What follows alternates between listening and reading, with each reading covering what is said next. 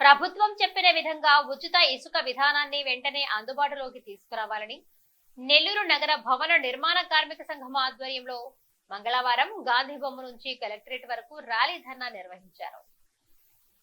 నెల్లూరు నగరంలోని చంద్రబాబు నగర్ లో డీఎస్పీ శ్రీనివాసుల ఆధ్వర్యంలో మంగళవారం పోలీసులు కాల్ అండ్ సెర్చ్ నిర్వహించారు. ప్రతి ఇంటికి నిశితంగా వెళ్లి పరిశీలించారు. సరైన పత్రాలు లేని 13 వాహనాలను స్వాధీనం చేసుకున్నారు.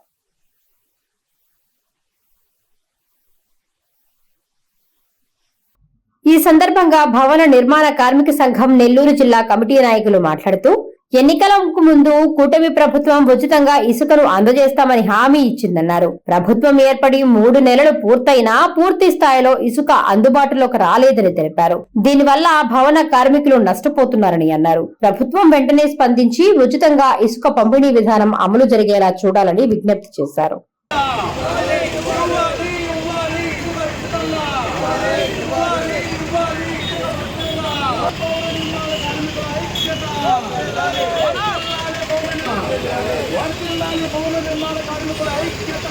ఇసుకను ఉచితంగా ఇవ్వాలి, ఉచితంగా ఇసుకను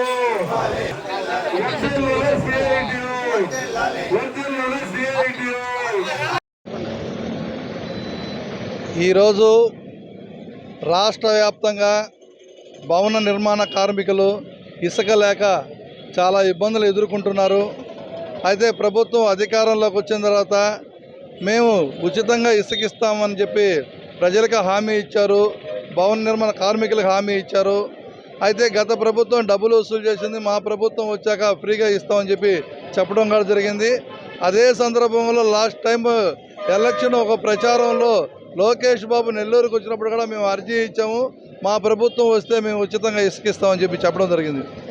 అయితే ఈరోజు దాదాపు 3 నెలలు గడుస్తూ ఉంది అధికారం చేపట్టి. ఇప్పటి వరకు ఇసుక బయటికి రాక భవన నిర్మాణ కార్మికులు అనేక ఇబ్బందులు ఎదుర్కొంటున్నారు.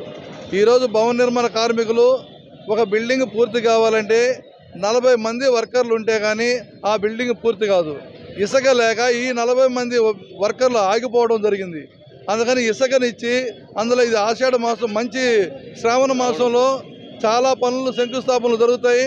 అలాంటి సందర్భంలో శంకుస్థాపనలు చేసుకొని ఇసుక ఎప్పుడు వస్తుందో పని ప్రారంభిస్తామని చెప్పి ఎదురు చూస్తూ ఉన్నారు. ఈరోజు ఇసుక లేక వ్యాపారాలు కూడా ఆగిపోయాయి. వ్యాపారస్తులు అంటే ఒక బిల్డింగ్ సంబంధించి దాదాపు 100 రకాల వస్తువులు కొనుగోలు జరుగుతాయి. అది స్టీలా, సిమెంటా, ఇటుకరాయ, పెయింటా, ప్లంబింగ్ సామాన్ల, పెయింటింగ్ సామాన్ల, పాలిష్ సామాన్లు ఇవన్నీ ఎత్తుకుంటే ఇంతమంది ఓనర్లు కానీ వ్యాపారస్తులు కానీ మొత్తం వ్యాపారాలు ఆగిపోయి.